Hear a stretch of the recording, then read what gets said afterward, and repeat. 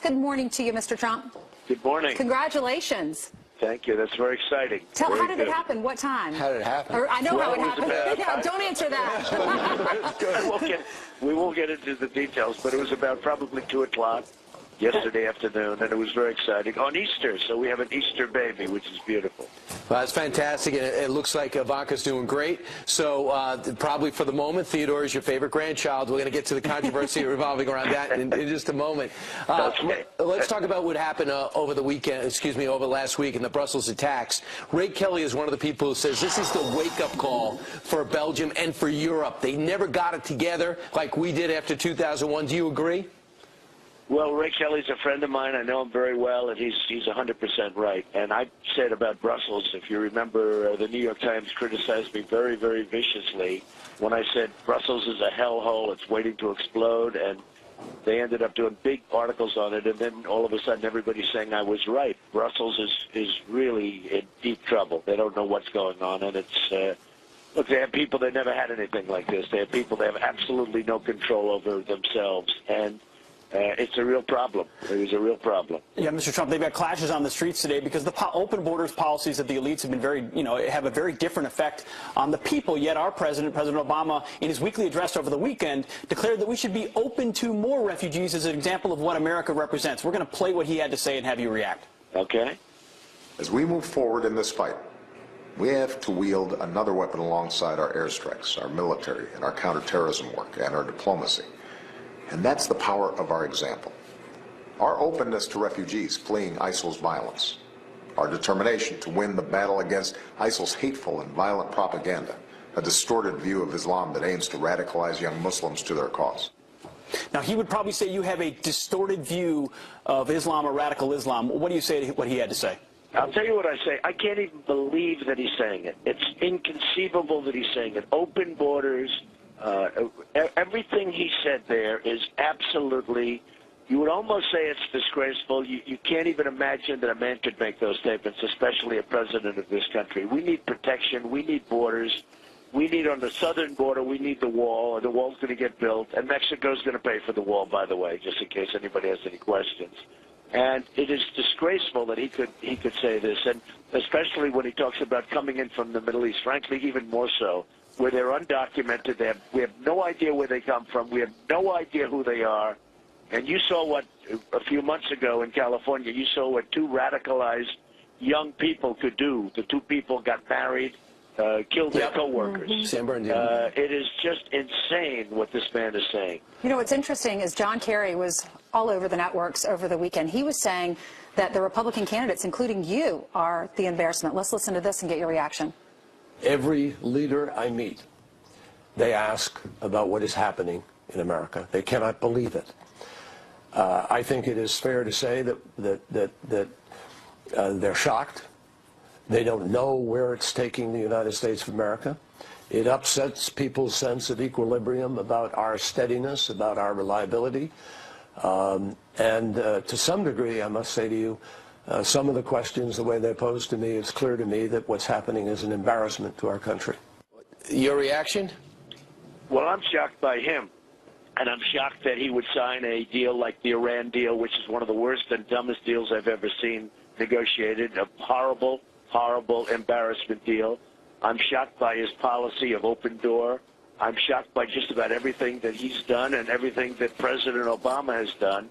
It's leading this country down. We're being taken down. Not only are we making horrible trade deals with almost every country we do business with, I think I can actually say every country we do business with, we're losing our jobs, we're losing everything. But in terms of security, this open door policy is catastrophic, and it's going to lead. I mean, you talk about downfall. This could lead to the downfall of the greatest nation on earth. Well, you went into an extensive interview with the New York Times with David Sanger. And first off, do you think you were treated fairly in that interview as you saw the write-up after your 90-minute conversation? I do think I was treated fairly, and that's very different. My answers were very different from what you've been hearing. My answers on NATO is obsolete. We're spending too much money on NATO. We're paying the lion's share. We're spending tremendous amounts of money on something that was many, many decades ago, and the world has changed. It's a different place. There's no emphasis on terror with NATO, and frankly, if there is, you need different countries because it involves different countries. NATO is very obsolete, and it should be readjusted and changed. Right. And frankly, other people should also bear the brunt. Why are we paying for so much? And I just found out that we pay for 72% of all defense costs, and only 5 of the 28 nations pay what they're required to do, and that's 2% of their GDP on defense. And it turns out you're right about that. But in terms of NATO, with the reinvigorated Russian aggression in the area, it's the only thing that keeps these Eastern European nations from being overrun. Brian, I don't mind NATO per se, but it has to be reconstituted. It has to be modernized. You know, we're dealing with NATO from the days of the Soviet Union, which no longer exists. But they want to reconstitute it. We need to either transition into terror or we need something else because we have to get countries together. You see what happened with Brussels, where they had absolutely no intelligence having to do with people living in their own country. They have no coordination with other countries. There's zero coordination that they had with other countries, and it was ridiculous. I mean, I knew more about Brussels than Brussels knew. I was the one that predicted this was going to happen in Brussels and was criticized by the New York Times for it, and now everybody's saying I was right all over Twitter. So, I mean, you know, we need to modernize NATO, at a minimum modernize it, but certainly we shouldn't be paying for the kind of it. We're paying disproportionately so much, and we're a nation that owes $19 trillion, and we just can't keep doing this. Well, Mr. Trump, obviously Ted Cruz has been a big critic of yours. He called your America First approach isolationism, called it weakness, said ISIS would be dancing in the street. But that's not the only fight that you've had with Senator Cruz. He accused you of planning the National Enquirer smear. You know, a lot of people look at this exchange and they just say why. They say tasteless, you know, below basic human decency to be posting pictures of other people's, unflattering pictures of other people's wives. Were you behind this, and why get into the mud targeting? You see this photo right here, unflattering, of Heidi Cruz. Why? He sent a photo of my wife, a cover shoot for GQ magazine, which was frankly fine, but he sent that out to everybody. He knew about it 100%. He knew about it 100%, just so you understand. He told us he didn't on this couch. He's lying. That's why everybody calls him Lying Ted Cruz. He's a liar. He said he's never talked about Super PAC. He sent the photo out. As sure as you're sitting there, he knew about it. Somebody even said he's the one who bought the copyrights from GQ. Now, we'll find out who bought the copyrights from GQ. But he knew about it at a minimum. I just retweeted something. Somebody said I have 15 million people between Facebook and Twitter and all of these different things. Somebody sent me that. I sent it out. And frankly, all I'm doing is counterpunching what he did. He sent that photo out. He knew about it 100%. It was a PAC that was very friendly to him.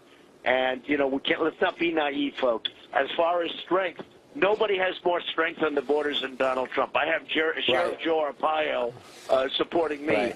Nobody has the strength that I have on the borders, and nobody has the strength that I have on the military. Ted is actually weak on that. And you're right. My policy is America first. It'll always be America first. And here's Ted Cruz on his view of the National Enquirer story that says he has 5 mistresses. Look, this story is garbage. It is tabloid smear, and it came from Donald Trump and his henchmen. These are complete, made-up lies. They're garbage. But, you know, it's indicative of just how low Donald Trump will go. He makes up lies and attacks. He has no answers for how to keep America safe for radical Islamic terrorism. So instead, he attacks my wife. He attacks my family. He goes to garbage and sleaze and lies. Is that true? Did you plant the story in the National Enquirer? First of all, I have the ultimate answer as to keeping America safe from radical Islamic terrorism. Far better than him. Far better, and everybody knows it.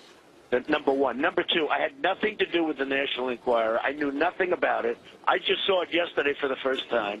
What happens is it seems like the Daily Beast, no friends of mine, wrote a story that Marco Rubio was behind it, and it was a pretty conclusive story that Marco Rubio has been peddling that story for a long time. I knew nothing about it. I know nothing about it. I have no idea whether or not it's true, but it's likely he should try and blame me because he's losing by a lot. I mean, I have many, many more delegates than him. I have millions of more votes than him in the primary. He's losing by a lot. So he's not going to blame Rubio because Rubio's out. And we So only have 30 seconds. I just want to tell you, I had nothing to do with that story. Right, absolutely zero. All right. Unfortunately, we're out of time. Well, you're saying he's weak. He's saying you're weak. Will you debate Senator Cruz on the issues as opposed to the wives stuff? I'm saying that Ted Cruz has made this up because he needs it politically because he's losing so badly. It's very easy. And he's doing very badly, and he's choking, and he's making things up. He's bringing them out. I had nothing to do with the National Enquirer story, and frankly, I hope it's not true because it's pretty bad. I hope it's not true. All right. Donald Trump. Thank you. Congratulations on being a grandfather. Again, thank you very much. Thank you.